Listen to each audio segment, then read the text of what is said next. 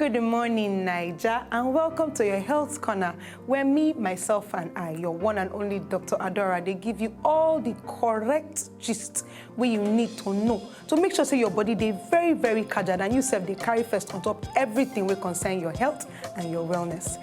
Yes, so today, now endometriosis we want to discuss this week. Person go talk say, hey, Dr. Adora, you don't come. Which one be endometriosis? My brother, my sister. This endometriosis now one painful condition. What did they happen for inside this thing? Be say the tissue, that now the things where they normally grow inside the uterus. Uterus now the womb of woman.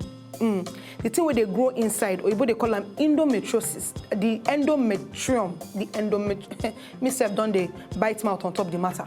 But this endometrium, naim be the uterus, naim be the womb. So anyone who can know say the same thing while they talk.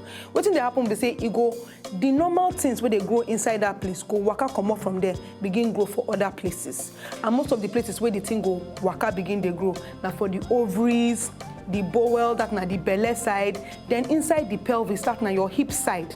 If it just waka kurukere enter there, begin they grow. When on a good day, it's supposed to be inside your womb. Well, sometimes some of this tissue go spread past that area, can enter other places. Then for this endometriosis, some of this tissue fit continue to they act normally, as in the way it go act normally inside the womb. And what thing they do inside the womb, be say, number one, it go they become thick. It go come they break down, then it go they bleed every time woman they get menses. So you see, as I take explain, I'm saying it go they thick, it go come they break down, they bleed. But because the thing not there inside the normal place, because you don't waka come up from where it's supposed they go enter another side, as they do all these ones, you know go get where it won't take pass come out. So the thing go they bleed, go come they trapped for anywhere where it don't go waka kurukere go. So what they happen? They say this endometriosis, if they involve the ovaries, they call them the cysts, and this cysts they also call them endometriomas. What they happen? They say the surrounding tissue could become very, very irritated and go even form what they call scar tissue. And when this won't happen, some kind badness could just stay together, can't join with some abnormal tissues. All of them will can't join, cover all the organs where they that place. And waiting will happen, we say the person go they experience severe pain. For some people, the pain they severe, especially during their period. And some people go they experience difficulty in carrying belly. Understand? They call them fertility problems, aka infertility. But fortunately, we get some kind effective treatments where they available.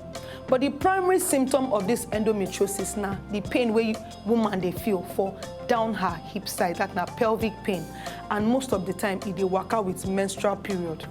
Although many women they experience cramping, that now pain during their menstrual period, women will get this endometriosis. They typically talk say this menstrual pain where they experience, it they pass, be careful. It they very severe past the normal one where they get. They also report say this pain it they increase as time they go. So what be the common signs and symptoms of this endometriosis? Some of them make a begin the yarn you as be. One of them now painful periods, like as I talked before, they call them dysmenorrhea. This pelvic pain and cramping, if it begin before the period, it go even extend into the period, and after the period some people go still they experience this pain. And on top of this one, they go they experience lower back and abdominal pain. Their back and their abdomen go they pain them. Then for some people, waiting they go they experience now pain with intercourse. That now when they do adults play, when they do all these kind of things, they go they experience some kind pain.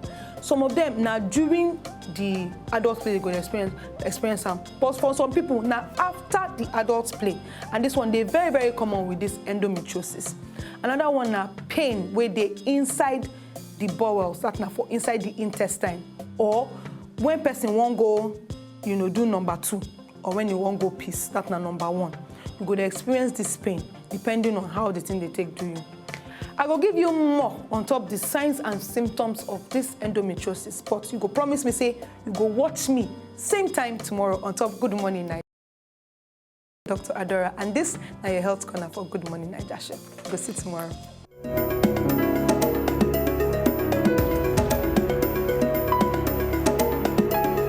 If you know, just enjoy the video they want to just watch, make sure sharply subscribe to our channel. Not darling.